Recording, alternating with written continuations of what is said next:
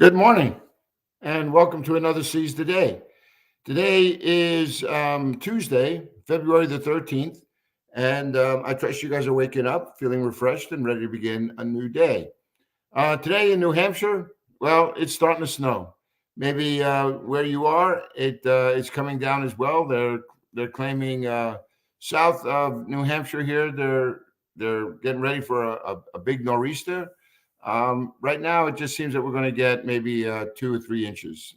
Not quite as bad as some places in Massachusetts and Connecticut. But if you're living in Florida or like our friend Kashif in Pakistan, you guys have no worries. It's not going to snow today. But I I am excited about this new series that we're in. But before we turn that corner, for those of you who are within driving distance of Bethany Church, just want to make sure that you're aware this Sunday and February the 18th at 5 p.m., we're going to have a night of worship and praise. It's going to be an awesome time. All of our campuses are going to come. We're all going to join together, and it's the music's going to be amazing. What we're singing about is even more amazing, and so you're invited to be a part of that with us.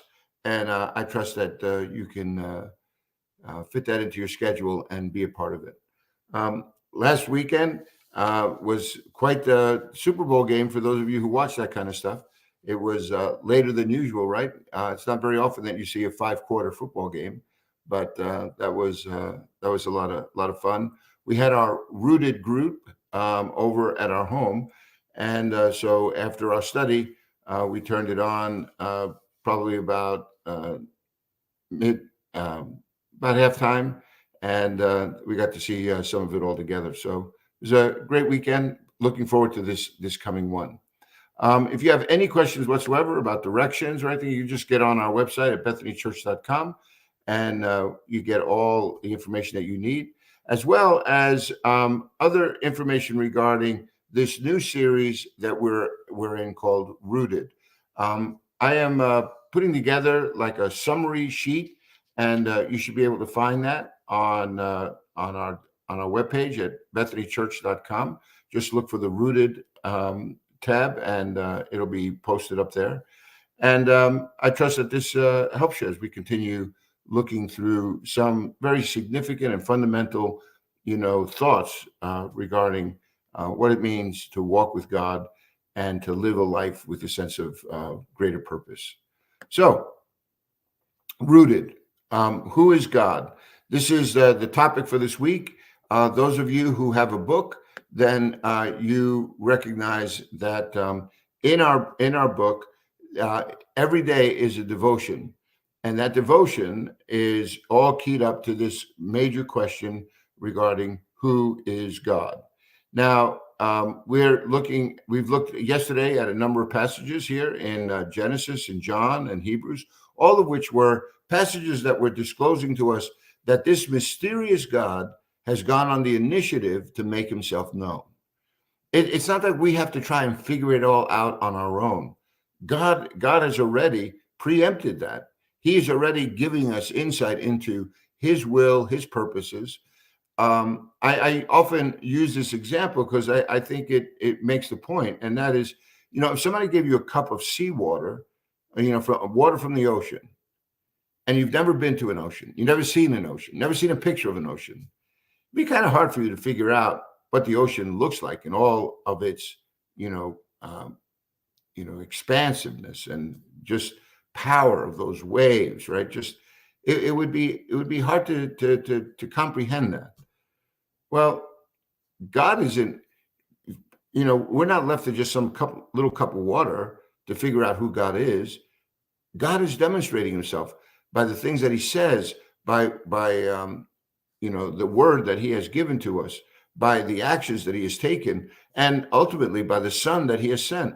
We saw in Hebrews chapter 1, verses 1-3, that Jesus is the radiance of God's glory, the exact representation of his being, that through him he made the universe.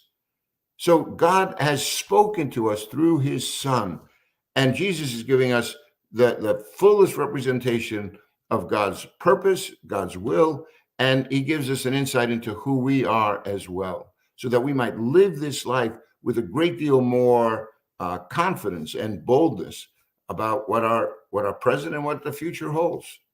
So today, as we shifted away from the theme of who is God in terms of the mysterious God, we're going to get another look at who is God.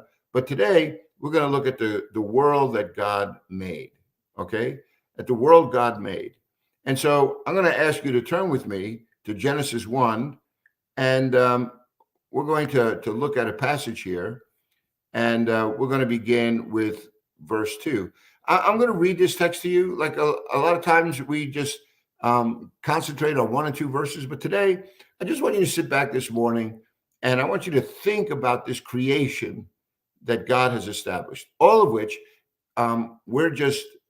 we're introduced to this story, and God is proactive in it. So God said, "Let there be light," and there was light. God saw that the light was good, and he separated the light from the darkness. God called the light day, and the darkness he called night. And there was evening and there was morning the first day. God said, "Let there be an expanse between the waters to separate water from water." So God made the expanse and separated the water under the expanse from the water above it. And it was so. God called the expanse sky. There was evening, there was morning the second day. God said, "Let the water under the sky be gathered to one place, and let the dry ground appear." And it was so. God called the dry ground land, and the gathered waters he called seas. And God saw that it was good. God said, "Let the land produce vegetation, seed-bearing plants and trees on the land that bear fruit with seed in it, according to their various kinds." And it was so. The land produced vegetation, plants bearing seed according to their kinds, and trees bearing fruit with seed in it according to their kinds. And God saw that it was good. And there was evening and there was morning the third day. So light from darkness, land from the seas, and now God is producing vegetation with seed so that it could reproduce, and all of which so far God is saying, look how good this is.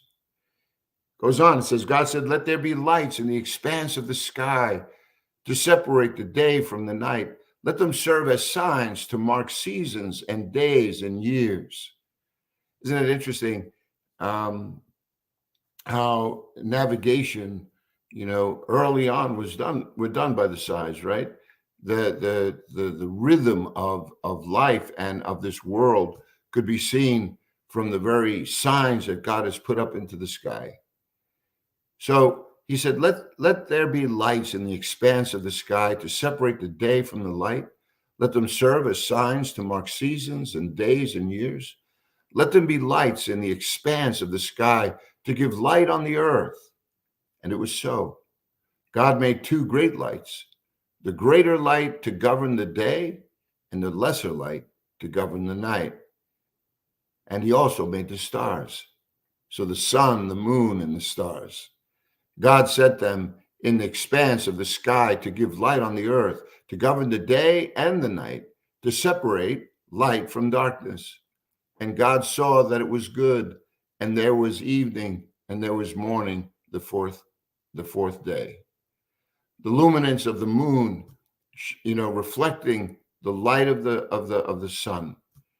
I always think of, whenever I see like a full moon, and how brightly it shines in the sky, and that all that light is coming from the sun, I think, yeah, Christians ought to take a look at that and recognize that's what God's asking us to do. He's asking us to shine, let our light shine in the midst of the darkness around us and reflect him to the world. Just a great, great picture. So we're at the fourth day. And now God says, let the water teem with living creatures. Let birds fly above the earth above the expanse of the sky. So God created the great creatures of the sea and every living and moving thing with which the water teems, according to their kinds, and every winged bird according to its kind. And God saw that it was good. God blessed them and said, "Be fruitful and increase in number and fill the water in the seas. Let the birds increase on the earth." And there was evening and there was morning, the fifth day. So here we have these living, these birds that fly in the air, fish that swim on the sea. And God creates them each after their own kind. And they are told to be fruitful and increase in number and fill the waters in the seas and let the birds increase on the earth. So everything has its beginning in God. Everything now was meant so that it would reproduce and that it would fill the earth. God also then, that was the fifth day. So the sixth day comes. God says, "Let the land produce living creatures according to their own kinds, livestock, creatures that move along the ground, wild animals, each according to its kind." And it was so. God made the wild animals according to their kinds, the livestock according to their kinds, and all the creatures that move along the ground according to their kinds. And God saw that it was good. So not only did God create the sky and the earth and the seas, but he also he creates creatures that fit in each one of those environments and causes them to reproduce of their own kind so that they would fill the earth. And every time God is also providing, vegetation so that we would have food to eat and that we would be able to survive.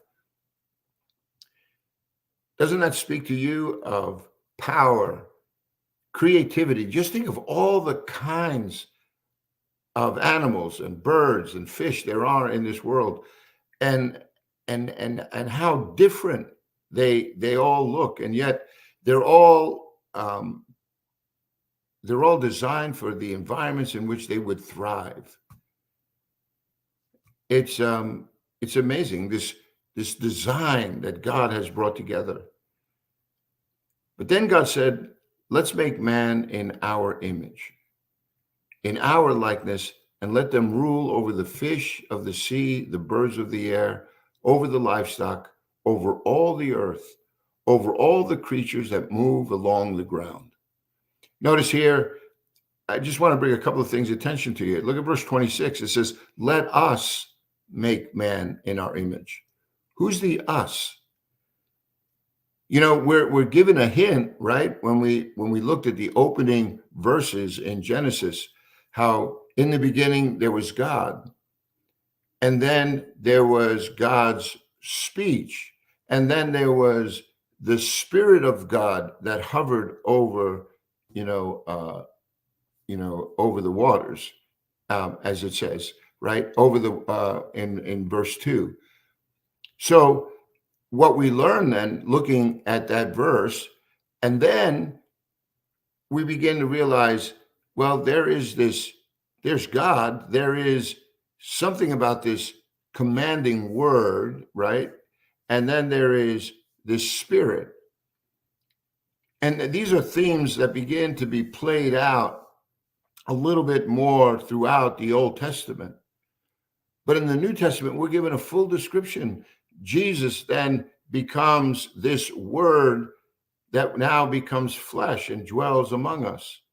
We recognize in John chapter 1 that Jesus, it says, created all things. Again, repeated in Hebrews chapter 1, that nothing has been made. He created the universe. So all of these things now you begin to recognize that you have the work of the Father, the Son, and the Spirit all working together. The Spirit now, in the economy of how God is working out his purposes, has been poured out into the world as a result of the resurrection of Jesus. Jesus says, "I give you a gift that my Father promised. And that Spirit now resides in each and every person who names the name of Jesus, who is a disciple of Christ. This Spirit that now dwells within us to bring comfort and counsel and wisdom. It says that he will teach you, that he will guide you into all truth. He will remind you of God's righteousness. He will also convict us of sin. See, the Spirit now is picking up everything that Jesus taught and is applying it once again into our life. You just get a glimpse of that. But I didn't want verse 26 to go by this morning without you recognizing that here in this text, there is a reference that God, there is this plurality, that there is this three in one, not three gods, one God, three personalities. I don't know how that all works. When we get to heaven, we'll figure it out. But there's a lot of things in this life that I'm not sure how they work. And yet I'm glad they do. This body, for instance, doesn't stop me from getting up and doing what I got to do. But I'm not exactly sure how this whole thing comes together. I'm glad that there are some who make it their studies, but even them, they come to a certain depth, and there's a lot of mystery, right? It's a depth that's kind of hard to reach its bottom. But God has given us all this wisdom, and we have enough to go and embrace, this world that he has given on his terms and in his way. So here in verse 26, let us make man in our image. So now this image of God, we are bearing a likeness to. That sets us apart from all of creation. So here you have the astounding wonder and power of the sun and the moon and the stars. You see everything produced for us on the lands, on the seas, in the air, vegetation, all these things. Except when it comes to verse 26, God says, I'm going to make man in my image.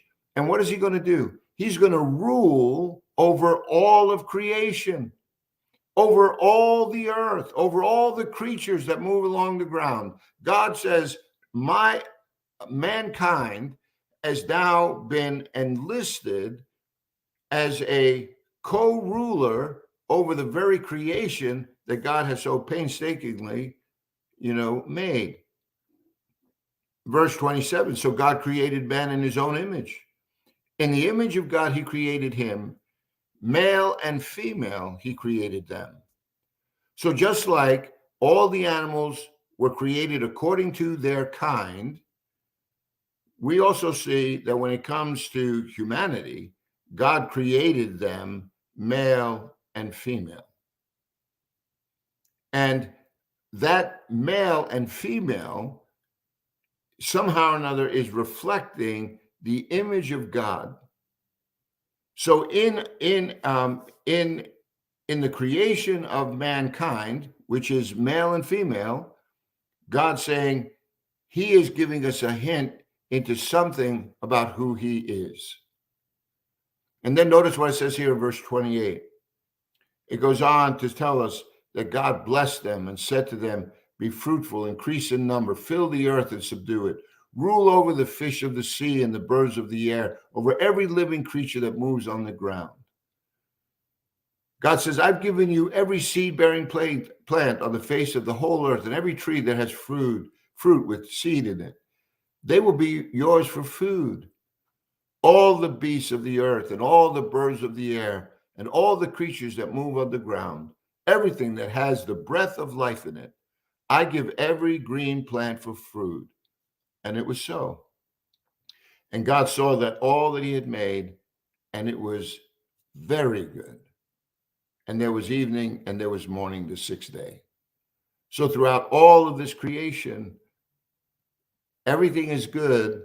And then when it comes to mankind, it says it is very good, right?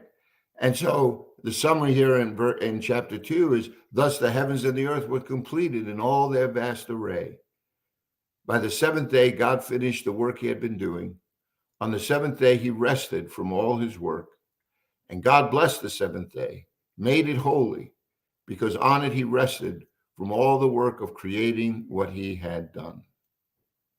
So the Sabbath day was to be a day of rest, a day where we once again look back on all that God provides, and it would be like a spiritual alignment where once again we would find ourselves, with a day set aside that would serve to once again remind us of this unique relationship we have with the God who created the heavens and the earth.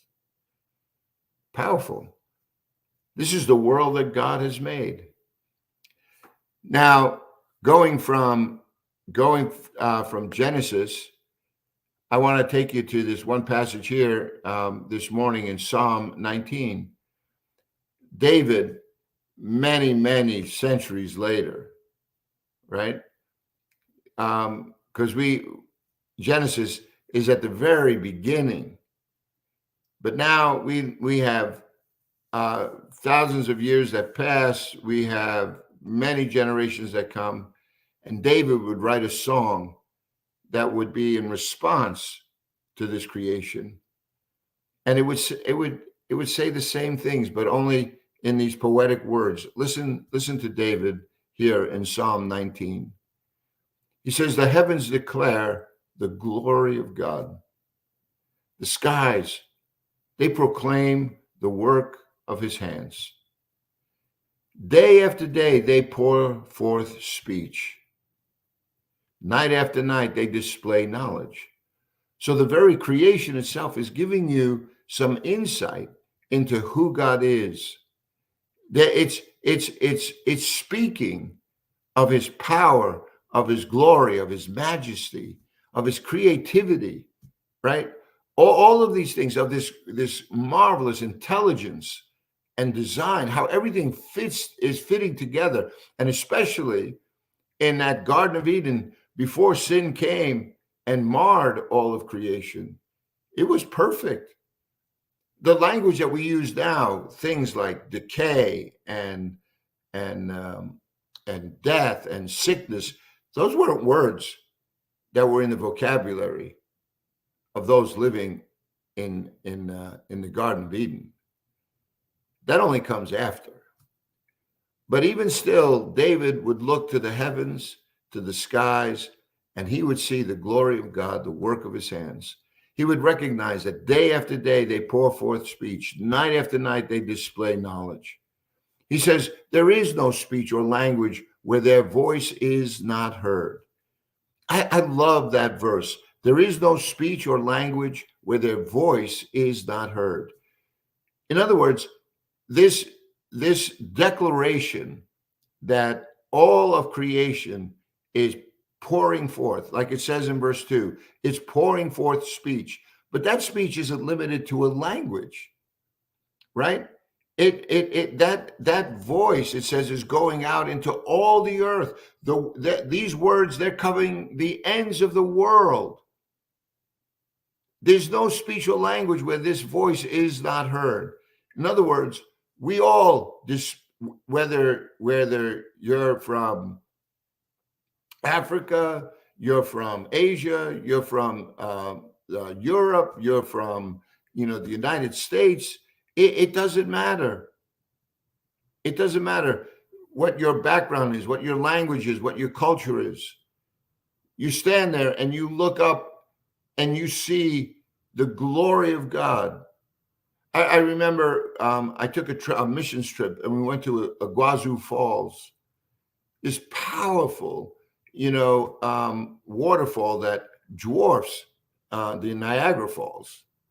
And Niagara Falls is absolutely spectacular. So you can imagine Iguazu Falls. We were staying at a hotel and you could hear the rumble of that water from a great distance.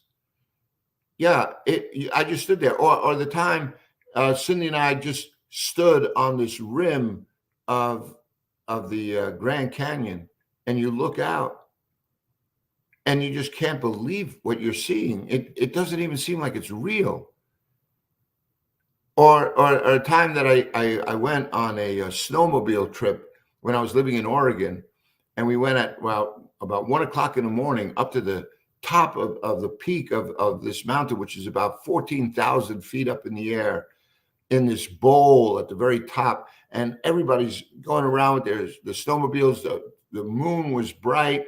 So you had light to see, but it was just amazing to be up there. We shut off those motorcycles and we looked up to the sky, and I've never seen that many stars in my life. I mean, I grew up in Brooklyn, New York. I've never been that far away from a 7-Eleven. And now I'm standing on the top of this mountain with no residual light coming from a city. It was pitch black. The only light was coming from the moon and the stars. I couldn't believe how many of them were. It wasn't just like a few dotting the sky. It was a cluster. And I just look up at the sky and was just moved to think, oh my gosh, what is man that you are mindful of him, Lord? In the full expanse of all of this universe, it just seems like we're like that little ant, but God made us in his image, right? And so this creation is giving us a glimpse into this mysterious God. The world God made is declaring his glory. Listen to what it says again in verse 4. It says, their voice, right? The voice of this creation, it says it goes out into all the world, and their words to the ends of the world. In the heavens, he has pitched a tent for the sun, which is like a bridegroom coming forth from his pavilion, like a champion rejoicing to run his course. It rises at one end of the heavens, and it makes its circuit to the other. Nothing is hidden from its heat. What a wonderful way to wake up this morning, to be reminded that God is the author of all of creation. He has made us. He has designed this world. So wouldn't it be a good idea to pay attention to what God is then saying? It's like buying an appliance and then having the owner's manual. I hope that thought this lingers with you all day long. Day after day, it pours forth speech. There is no speech or language where this voice is not heard, because it's declaring the glory of God.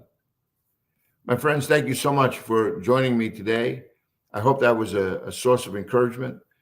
Go out, seize the day, and never forget that we serve a God who is good all the time.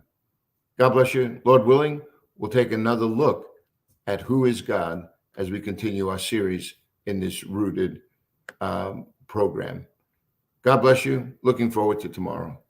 God bless.